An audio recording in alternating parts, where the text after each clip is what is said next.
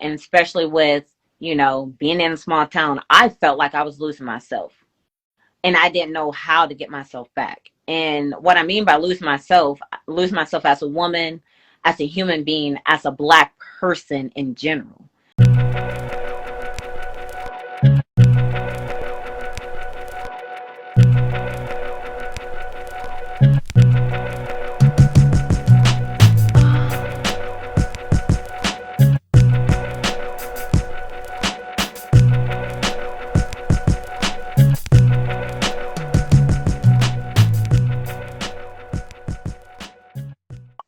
We are back, part two, with interracial marriages, the pros and cons, as well as living rural and how it allowed her to find herself authentic. How you say it? Authentically. I have to say it slowly every time. I don't know why. Yeah, yeah. I don't know what I was about to say, but either which way, we back. Monty P wanted to jump in, but she hasn't joined in yet. So once she gets back in, we'll get her in. But while we wait, one of your posts that I actually like, it said something about protecting your peace, right? Yeah. And I'm big on that too. I'm big on, like, look, I love you, but I love me more, and I love my peace more. So, it is what Right. it is. And you could answer it from, a race, interracial marriage aspect, or just in general. But what does protecting your peace look like? What does that look like to you? Yeah. So with me, I have been doing some self-mastery sessions in the mornings for me. And so what self-mastery for me is working on my mind, body, and soul. And the reason why is because since I've dealt with so much in the last year, and especially with, being in a small town, I felt like I was losing myself. And I didn't know how to get myself back. And what I mean by lose myself as a woman, as a human being, as a Black person in general, especially being around the majority that don't look like you. So I've learned, as I continued with my business, and I'm very grateful for the business that I do and the podcast that I have and the people that join in and support me. I've actually had a mindset coach that has helped me through a lot of stuff and has taught me, you got to set boundaries with yourself. You got to set the standards that you want in your life.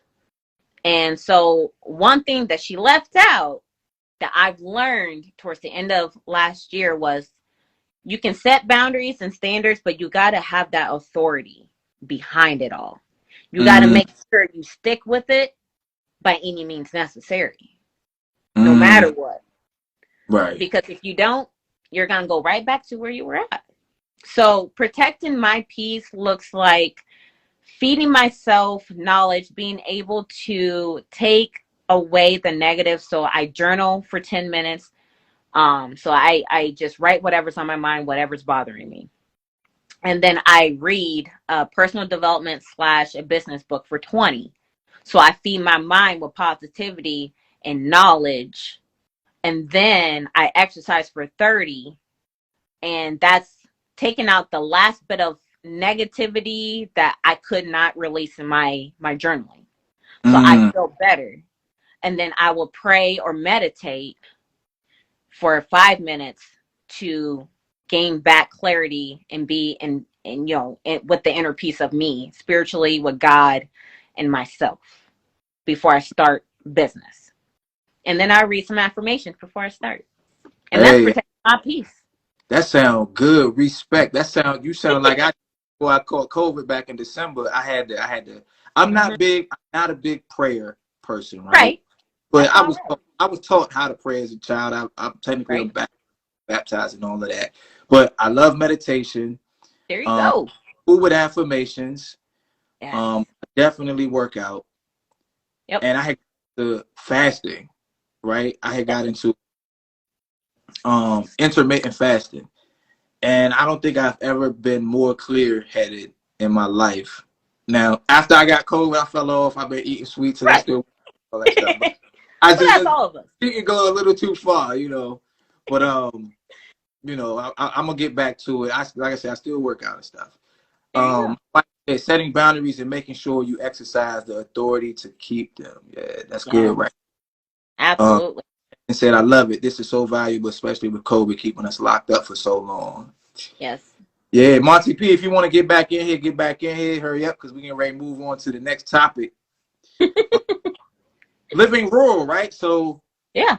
you know, I live in the suburbs. I've lived in the DC area pretty much all my life since I was about 3. So I kind of know what city, you know, major city living is about. Tell us a little bit. Hold on, Monty P, real quick. Tell us about, in general, what is living rural like? How has that helped you find yourself Uh, authentically? Uh, authentically. Yeah. I um, yes. So living rural, I came from in Des Moines. Des Moines is the capital of Iowa. So it is a city, big city, and it's getting bigger. They're adding more uh, interstate lanes from going from 3 lanes to 5 now. Like they are expanding. right. I went from a big city to a small town. And the reason why I wanted to was because I wanted to get away from the traffic. I wanted to get away from just so much different chaos and crime and whatever that may be at that time, at an 18-year-old's mindset. Okay. I didn't know what I wanted to do. I did not know, what type of, if I wanted to go to college or not. I just wanted to get out. And so I went there. I came here. I've been here for almost 7 years, like I said before. In September it'll be 7. But in the last 4 years, I lost myself. After I found out I was pregnant, and as my job found out I was pregnant, I got harassed. I almost lost my job multiple times due to people did not care about me and tried to get me fired for absolutely no reason. Yeah. Trying to write up statements and this and that, and being very actual prejudiced towards me, like almost, you can basically say racism, just Right. racist. It's okay. But let's just say it. Let's just call it what it is. Right. And so as I was coming back after I had my daughter, I gained postpartum depression.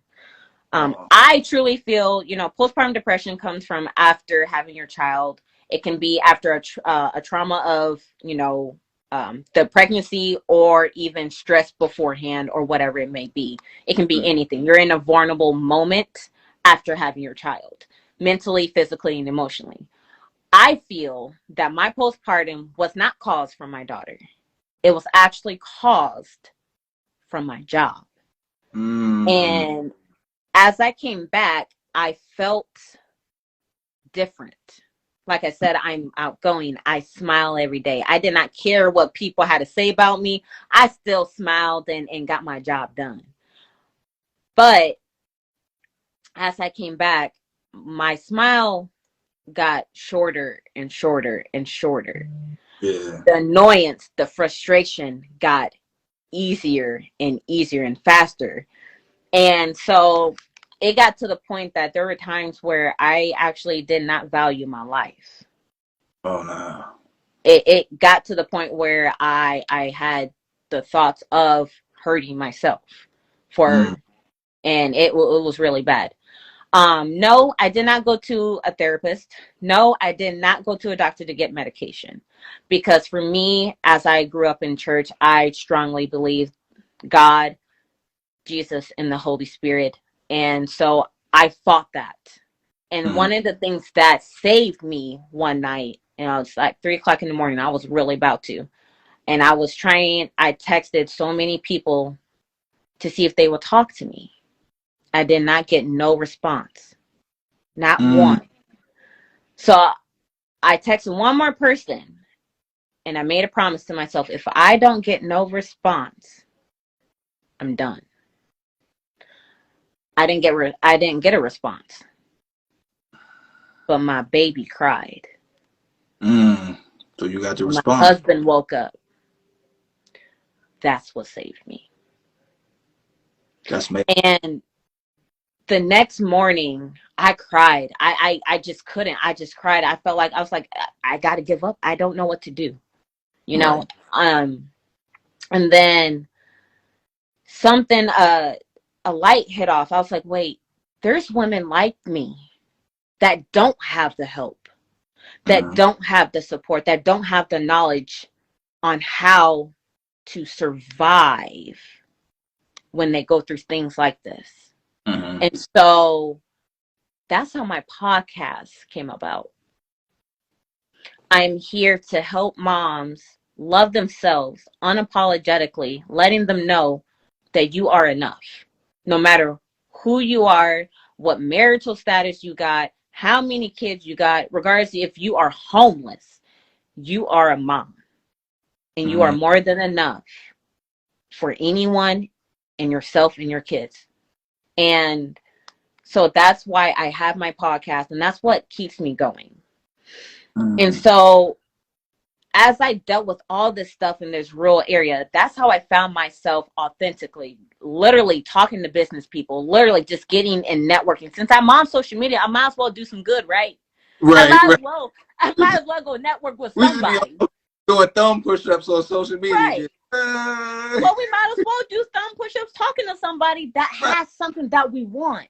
So, you know, I manifest. I want to be on the beach somewhere. I want a beach house. You know, I want, you know, to be here for my daughter and don't have to deal with a job and having to take all my vacation because my daughter's sick, or feeling bad and guilty because I have to leave my husband at work because my daughter only wants me at the time. You know what I'm saying? And so as I started my podcast, I also started to venture out and start becoming, you know, start finding a business niche that I like. And so I love my podcast. So now I'm a podcast manager. So I help women or moms, mainly moms that has a podcast. I help them to continue to stay consistent and trade off that screen time for family time. So no matter what, your podcast is still being consistent, getting those views, those subscribers and downloads, but you're able to be with your children. Because family is one of the biggest things for me. It's God, my family, and my self-care. And so as being in a rural area, I was able to build a life without having people think for me. So I can think for myself and learn stuff. So it's not as fast paced. I can go at the pace that I want. And that's how I build what I got now. Got you. That's all good stuff. Let me hit these comments right quick, then I'm gonna try to get my Shannon says she's so glad you made it through that time period. That is strength, major strength. Salute. And she also said that was God using your daughter actually as a vessel to save his child. Steph said, hey. Keisha said, hey. Keisha said, that's amazing. I don't even know if Monty P still on here, but I'm gonna try to get her in here. I would love for her to be in here. I want to meet her. Monty P, good people, but when I hit the thing, she wasn't in here. Oh, wait a minute, let's see. Oh, there she go, Monty P. Well, hello. Hello. So Monty, this is Mary. Mary, this is Monty. Monty is a regular on my show. So absolutely. Monty P, the floor is yours. So Mary, first let me tell you, I am absolutely so proud of you for conquering postpartum depression. Thank you. For finding an avenue to hone all that without getting medications. So I salute you for that, because that's like real. And I think that most times Black women, we don't take the time out to like do to care about ourselves. We're so busy with the kids and everything. Yep. So I salute you for that. I'm gonna say that first. Thank you, ma'am. So I got some questions. Go ahead. Come on. So let me get my notebook. Monty P. Let me get my notebook. No, I'm just kidding. But okay. So earlier you made like mention of standards. And I think that somebody touched on you and standards of Black men, and I think that the comments were just rolling. So were Black men not up to your standards, or what? I'm just trying to get an understanding of like totally counseling out your race. Like, so I'm just trying to get an understanding of like the whole thing. Yes, ma'am. So like I was telling, I forgot your name. I'm so sorry. Yeah. I'm just getting I'm so excited about this is my first actual live I'm being on, so I'm super excited about this. But yeah, so as I was explaining, I never actually had Black men approach me as much as a white guy would, or a Hispanic would, or any other type of race would. And I never really went and go chase, not necessarily chase, but look for other men to talk to necessarily. Mm-hmm. So I believe whoever comes in my corner, I'll talk to you. So whoever it is, I'm going to talk to you. Now, if you just go and tell me, hey, what you look like underneath all what you're wearing in the first 4 or 5 days of talking, you can miss me with that. Right. And honestly, I'm not going to lie. A couple Black men that did approach me like that, I dismissed them. I was like, look, come on now. You can do better than that. Come on. If you really want to talk to a pretty lady or get to know someone, you don't need to see what they look like underneath their outfits to get to know them. That's actually rude, for one. But like I was also explaining. So did any white men approach you that way, or oh yeah, it was only the Black ones? Just men in general. Oh yes. Okay. Oh, not just Black men. Oh no, honey. Clear, white, Asian, all of it. I was like, look, this is disrespectful. But like I was saying, if I was single and a Black man did approach me, I will give them the time of day to talk to you and to feel your energy. I have to get to know your energy. If we match, let's go. But if we collide, we're gonna have to stay our distance. We can be friends, but we can't go more than that. And that's with any man in general for me. And that's how I feel. Okay. So you said that you and all your sisters, they outside your race. Yeah. But you're from like a Black cohesive. Oh yeah. Mm-hmm. Can you kind of like, why do you think that is, or do you have like any insight about why? Is it where you live? Is it like how you grew up, or? No, actually, honestly, I really don't know. So my oldest sister, she is married to a white man, and they have 3 kids together. Mm-hmm. A sister 2 below her, because my parents had children when they were younger, and then they got married and had me and my little sister. So I have older siblings that are like in their 40s and late 30s. So my oldest sister, she married outside her race, but she always dated and talked to white guys, had white guy friends. The only Black boyfriend that she ever had, she loved dearly. It was her first, and she did everything with him until she found out that he cheated on her with one of her friends. And so she couldn't take it anymore. She was like really, really depressed. So she went into the Army and made a promise to herself she will never feel that way again. And then ever since then, she just dated outside her race. That's on her. I don't know why, but that was her. Mm-hmm. And then I had another sister when she got to college. She was in a smaller town called Oskaloosa, Iowa. And mainly that college was mainly for football players because it's more known for football scholarships, but a lot of people went there regardless.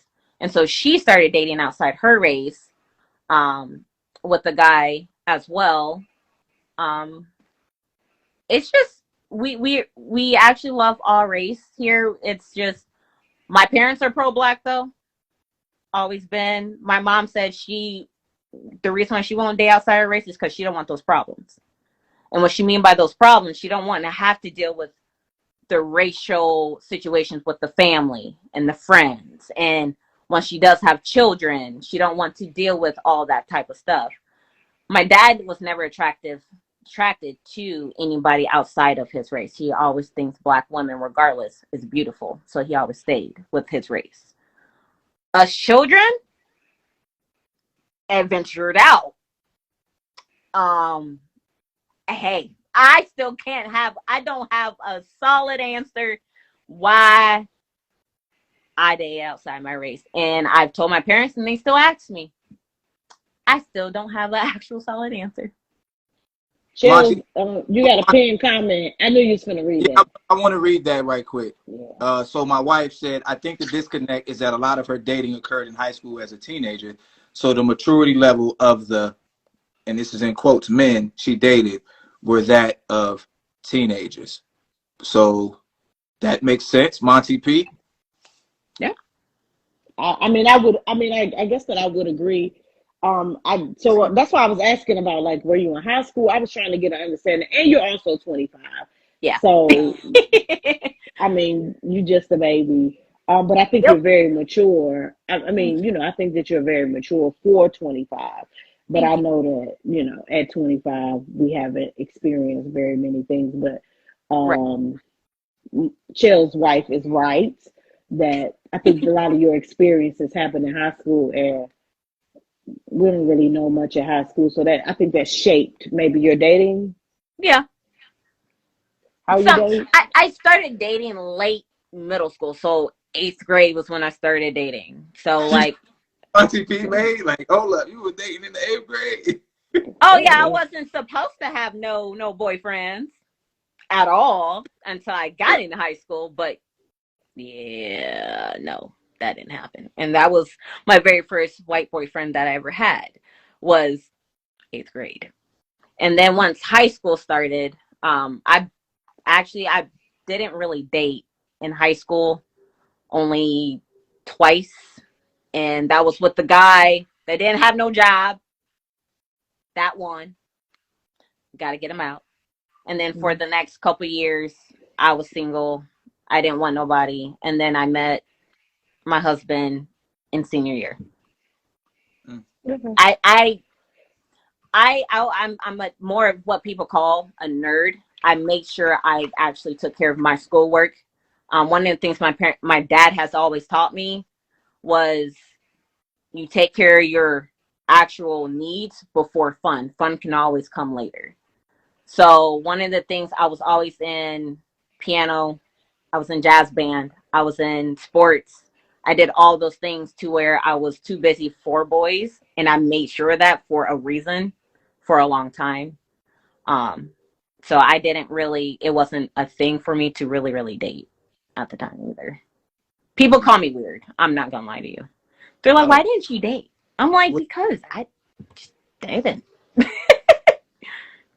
I think it's high school. I mean, yeah, I wouldn't call it dating in high school. It's experimenting. Experimenting. Yes, ma'am. That's exactly what my mom called it. She's like, you ain't really dating. You're experimenting to figure out who you are and what you like. But what's crazy about our high school relationships is that they still affect us moving into the future, right? Yes, like it's just like the emotional pain that we all carry at that inner child.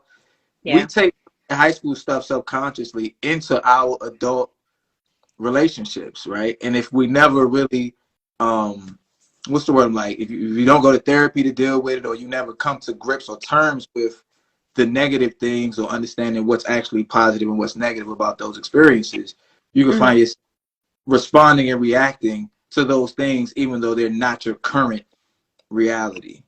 Right. Yep. Because interesting. I was gonna say I believe that 100%. So yeah, like I said, like the one that gotta go, he'll still try to be in my inbox. I'm like, yo, I'm married and I got a daughter. Why are you in my inbox, and why do you think that's okay? I don't want you, for one. Two, you still broke. You still can't find a job, a sustainable one, and stay at it. So why are you still approaching me? Justin Bear, check that. Monty P. Yes. What else you got for me, baby? I think that was it. I just had a couple quick questions about, the history of Why? Yes, but thank you for having me. Let me step back into the light. I'm walking around the house. Yeah, it's all good. You know, Monty P, you're always welcome. You always Yeah. you always a special guest Man, thank you for. host. Oh, Yes. she stuck. Oh no. Yeah, I'm back. There we go. All right. I'm back like I never left. What were you Thank saying? you for coming I was on. just I saying thank appreciate it. you. Yep. Thank you for your first perspective, Marcella. Thank you for having me. So Cool. let's get back to real talking. Yeah, Yes, we're ma'am. gonna we're gonna get back to it, and then we're gonna close out. So let me you know how to get out of here, Monty P? I'm gonna just hang up. Oh, okay. Just think Leave. my feelings won't be hurt. Don't worry about it. There we go. So, I want to read this comment from Shannon. She said, "A well-rounded lady dating should not have been a priority that young." Yeah, my dad made sure of that. He's like, no, you are very smart and you got to take care of your priorities first before trying to date someone. And I made a promise to my parents. One of the things my mom has told me that she always wanted to do was travel and go see the world. Mm-hmm. Well, and she's like, if all things fail, no matter what, at least go travel to places that you always wanted to see. She's like, because if I could have, I wish I would. And I guess I'm building to where I'm living into her dream as well. Not necessarily just for her, but I've always loved traveling. I love certain places. I've always wanted to go to certain places. One of the goals is to go to Paris, France, just to take a Mm. picture by the Eiffel Tower. Always loved France. Always wanted to learn French. All of that. I love learning different cultures. I love learning different things in different cultures, different languages. My goal is to learn 5 different languages.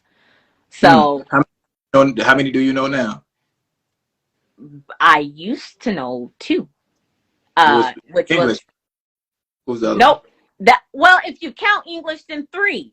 Well, that matters. Um, You know what I'm saying? People come to America and be like, you know, they bilingual, they learn English. So we. you right. Yeah. Uh, Spanish was really a really big one of mine that I used to be a bit fluent in. I'm not gonna say I was really fluent in, but a bit fluent in. I had a lot of Hispanic friends that's taught me as well as school. And then French was a little bit. I took French in middle school and tried to in high school, but they didn't offer it once I got to high school. They stopped it, which freaking sucks. But Mm. I wanted to learn French. And all that good stuff. The reason why, and one of my biggest ones, I want to learn sign language. That's the Mm. actual one I want to actually really learn. Reason being is because as I was working in different um, jobs, I came across two people that were deaf, Mm. and I couldn't communicate with them, and I felt really bad because they were deaf. And so one of the things I wanted to make a promise to myself was at least learn sign language. So Yeah, that's tight. I've been a cop. I've had interactions with people who were deaf, and it just dawned on me one day, like, why don't I just pull out my cell phone and type this thing up and have them read it, and then they could type? Because right, before cell phones were really relevant the way they are now, they right. would actually have like little things they could text on, and they would write it down for you and show you. So that's how I was able to do it. But sign language, it would be dope to know sign language. You know what Oh I'm yeah. saying? I know Basically. the only thing I know is flipping somebody off and my ABCs. That is it. That Um, is it. And A, spelling my B, name. C, Yep. D, or something. Yeah. E F. F. Yep. All that. Yeah. But that's Okay, it. cool. So, is there anything else you want to talk about or touch on in terms of rural living or interracial marriages that we didn't hit on that you wanted to put out there? I think you touched on, and as well as your audience has touched on quite a bit. And especially some questions that I never actually really took depth in.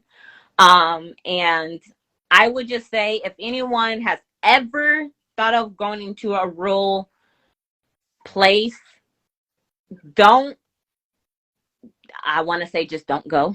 Not even going to, but Don't. there's some rural areas that are pretty nice. But no, if you want to just take time out from all the crime and everything for a couple of years, about 2 or 3, don't be there for 10, almost like me.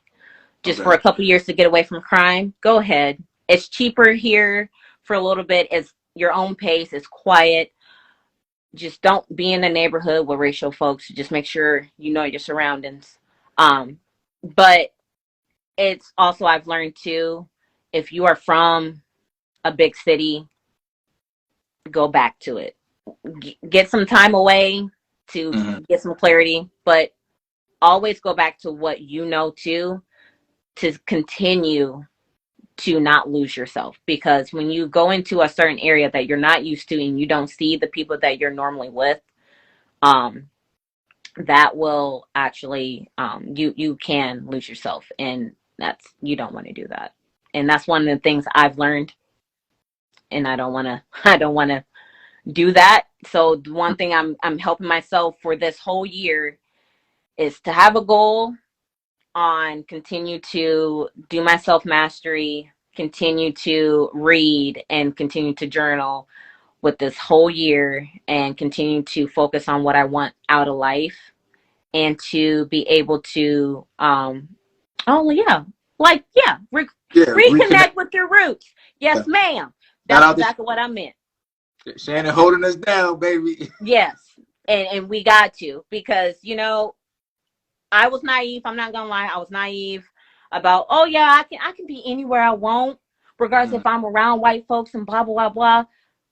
No, when you start living, my mom's like, okay, start living. Keep living. You're going to figure it out. And that's what my mom told me. And one of the things I will say is I want to shout out to my mom and my dad for literally teaching me, what it truly means to be a Black American. And what it means to be a Black woman, and why, and how you can continue to be you. And so, and by the way, I just want to let y'all guys know, the books that I read is mainly Black authors at this point right now. I'm not gonna lie to y'all. My affirmations book is 365 badass Black girl affirmations. Right. You should write. Are you an author? Honestly, I'm not. I not thought about it. Something told me I should. You should. I think you have a dope story to tell. I think people will be interested.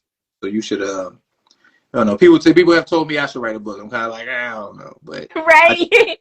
But well, thank you. I appreciate that. And you know what? It's funny that you said that, because I was like, I thought of the same thing, but I was like, nah. Until someone tells me, then I might consider it. And it's funny because you're the first one. So I will take on that offer. Then I will most definitely do that. Thank you so much. I read a lot of books, so I got a stack on my Kindle that I have to catch up on. I haven't been reading as much because I've been doing this and working.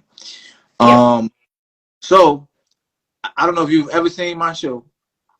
No, I haven't yet. Okay. There's this part of my show that most people enjoy. Okay.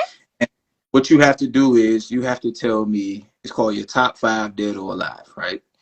Okay.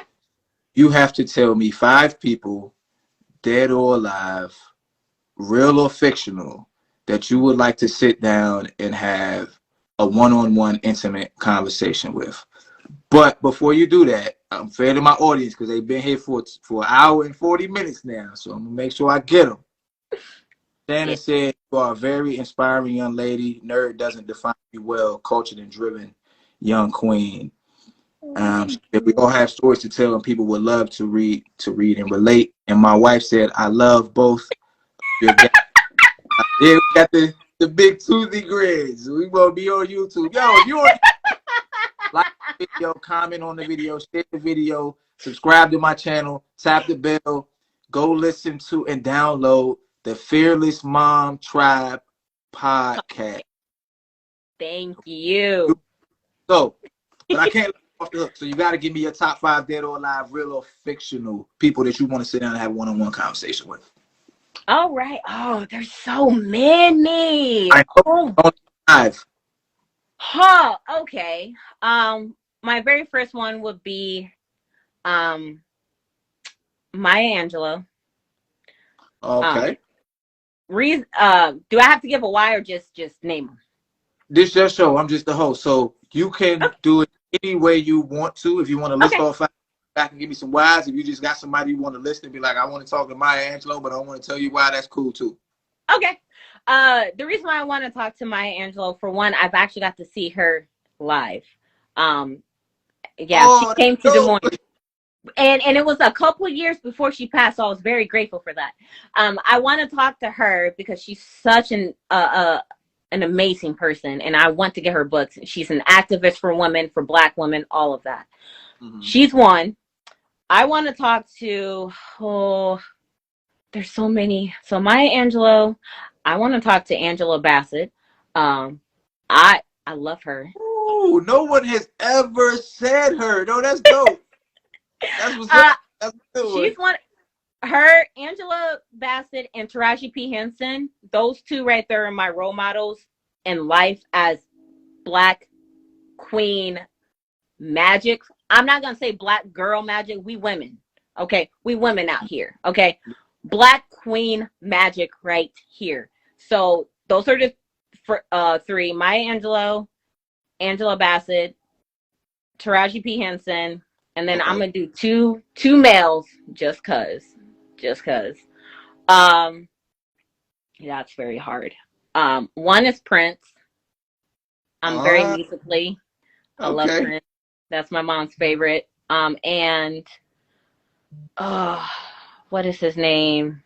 He is a actual motivational speaker, and I forgot his name, and I'm so mad about it. Is it Eric Thomas? He's a Black man. Is he an older Black guy? Yes, he's like in his 70s, and he's still a motivational. Les Brown. That is another one I want to sit down and talk to. Yeah, Les is that dude.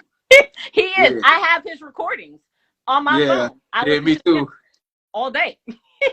Yeah. Les is he's cream of the crop. It's him and it's Eric Thomas. You ever heard of Eric Thomas? No, I have not. Yeah, look up Eric Thomas, E.T. the hip hop, and if you could probably search, you could probably go to YouTube and search Les Brown, Eric Thomas motivational videos, and they have these mashups of and I just be like, yo, like I think I could like rule the world. Yes. I could be the president. Literally. And those are and that's why that's another thing, if you want to protect your peace or try to not lose yourself, one of those things is to find those motivational clips on YouTube to keep you motivated in your life, and make sure that you can believe in all of what you can do, because you will, and that's just all that there is. And like I try to tell my clients and people that I talk to, there's 3 elements that you got to keep in mind when you want to be successful. It's your belief system, your faith, trusting in the process, loving what you do and keep going, and your accountability. Continue to keep doing it regardless of how you feel, because at the, regardless, even if you only do 5 minutes of something, you're 5 minutes, ahead than what you were yesterday. So that's all that matters. I'm with you. So last thing before we sign off here. All right. To be fair, you have given me 1 hour and 45 minutes of your life answering questions, being poked and prodded on a very sensitive subject. Yeah. So it's only fair that I give you an opportunity to ask me a question. So if you want to ask me a question, I'll be more than happy to answer it for you. Oh, I'm not good with questions. That's good for me. No, I ain't gonna let you off the hook. Quit playing. All right, y'all. We are. No, my question would be, what made you want to do this? Like being on live with guests and doing your own YouTube channel. What made you want to do this? So I've been asked this a couple of times. So what I'll do is I'm gonna try and break it down as much as possible. So I was on The Real. Mm-hmm. flew me out to Hollywood. I performed one of my songs in police uniform, and afterwards in the green room, I had the highest high I had ever experienced. Like, yo, it's so dope for somebody to just to be interviewed, for someone to just care that much about what you got going on, to be like, I want to talk to that guy. Right. So that's the thing. And then, and that was back in 2015. And then along the way, I've always been inquisitive. Some people consider me to be an intellectual. I think I'm an underachieving intellectual who's more of a wanderer. I like information. And I like to pick people's brains. So once I was able to mentally and emotionally have conversations with most people and not be triggered by their thoughts and emotions, I was like, you know what? I like talking to people. And so just one day I was like, you know what? I'm gonna go live and I'm gonna just start talking to people and see how it turns out. Like, worst case that happens is I do it and I don't like it and it doesn't work out that well. Right. Another aspect too is that from watching other YouTubers and podcasters and stuff, sometimes I feel like the guest doesn't get an opportunity to really express themselves or even talk about a topic that they're interested in. Sometimes they're forced into the topic or the niche that particular host has built. And that's a gift and a curse for me because I don't have a niche. So I can't come on here every day and talk about the same exact thing. So it's harder to build that core audience. But I'm also free to talk about whatever I want to. There you go. And which means that you can come on my show and talk about whatever it is you want to. If a white supremacist wants to come on here and sit down and chop it up with me, yo, you could get on the live and we could do it. It's gonna be the audience. It's gonna be a battle. However, look, we got it. Interested in like what you got going on up here. Right. So that's pretty much it. And I don't know. I haven't kept count, but I've probably interviewed at least 25, 30 people at this point. I go live every Friday and I interview people and we talk and we chop it up. We talk about relationships. We talk about basketball. We talk about having kids. We talk about DJing. We talk about music. We talk about interracial marriages. Right? Yeah, and that's awesome. So yeah, that's pretty much that's my spiel. That's how I got here. Honestly, you do somewhat have a niche to where you have plenty of content more than most. Like me, I'm with moms with my podcast. So I'm talking about things with moms and things like that. So sometimes you got to repurpose your content. Whereas you can bring out anybody and they can talk about anything. You can have like 3 same people that are on the same niche, but their brains are different and they can explain certain things differently. So that's awesome. I can go live next week and talk about interracial marriages again, and it'll be completely like if your husband wants to come on, and we could get his perspective, his point of view. People that was asking you questions gonna be on there asking him questions like, "Yo, Justin, we got a question for you. What made you date her? What made you make that message?" Right. It's just all that point of view, and I love that. That's awesome. Thank you for answering that question for me.